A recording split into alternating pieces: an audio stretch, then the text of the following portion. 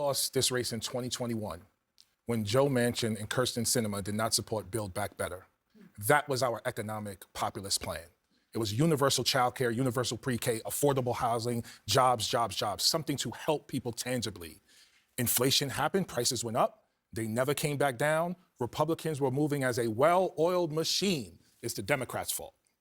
Democrats, Democrats, Democrats. We never had a response, we never recovered. Biden, in my opinion, should have decided in 2022 not to run for re-election. We needed an open primary. Whoever won that open primary was going to be the person, and we get behind that person, and we ride or die with that person. But this goes back to two moderate Democrats. And I want to say this explicitly, because everyone wanted to jump off a cliff. Oh, she ran too far to the left. No, she did not. She never criticized corporations, never called them out for their price gouging, because it wasn't Democrats, it's corporate price gouging. She didn't run to the left. It was two moderates, Sinema and Manchin, killed Build Back Better, killed our economic agenda. Juliet, did you know when you were on the doors that she wasn't going to win?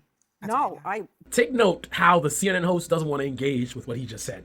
Wants to quickly move on to something else. But here's the deal. I said what he's saying now in 21. I don't know if he did, but I did. I said they were going to lose the majority next year. And they did. The following year, they lost the majority. I also, in that moment, said they were going to lose the presidential election in 24. I said that 3 years ago, all right? But he's wrong about something else.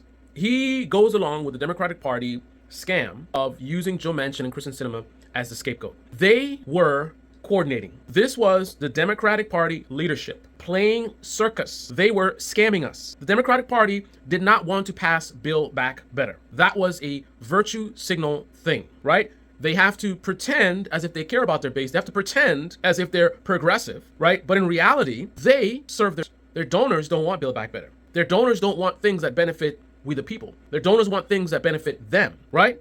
But the Democratic Party voters want these substantial things that people need. Healthcare, raising minimum wage, right? Childcare. Their voters want that stuff. So the Democratic Party needs to have the appearance of like, yeah, we're down with that stuff, without actually delivering because they serve their donors. So Joe Manchin writes a letter saying how much, money he's willing to sign off on for it, what his demands are. Democratic leaders pretend not to see the letter, and then they do this fake negotiation. And then you can tell it's coordinated, because if Joe Manchin is being isolated and the progressives are going after him, why wouldn't he out them and say, because they were acting like they didn't know what he wanted. Why wouldn't he out them and say, hey man, that's not true. I wrote a letter and told you guys what I wanted.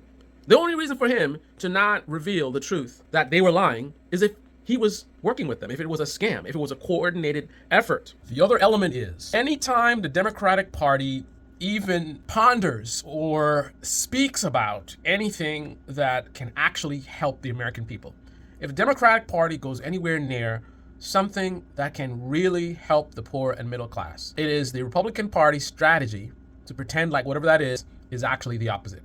It's craziness, it's socialism, it's going to destroy the country. Oh goodness, they don't know what this is. All that money is going to lead to inflation.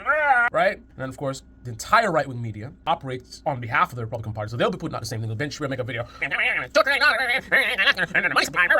Right? And then that's a perfect setup, because Democrats, they don't want to do that stuff, man. The stuff that really would help American people is not stuff that their donors want. Right? Their big donors don't want that stuff.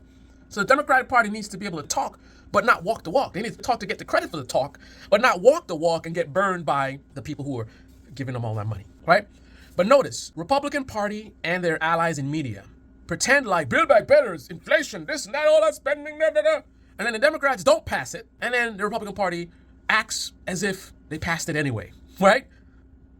So it's like all this inflation, and they don't pass it, and they still talking like, oh, and with inflation, look at inflation, and it's because of Biden and his spending and there, right?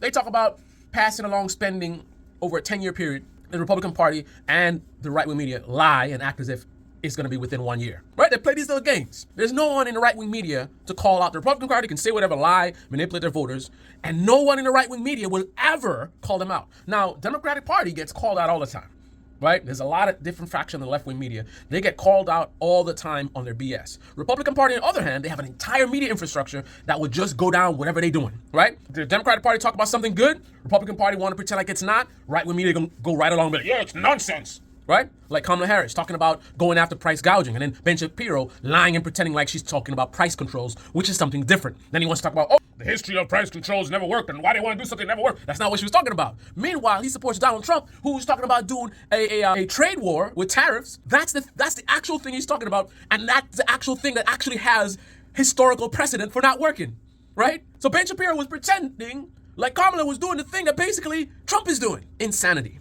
This is the Debate Me channel. Debate me in the comment section below. Click on the like button, subscribe, smash that bell. Be well. Don't believe the hype.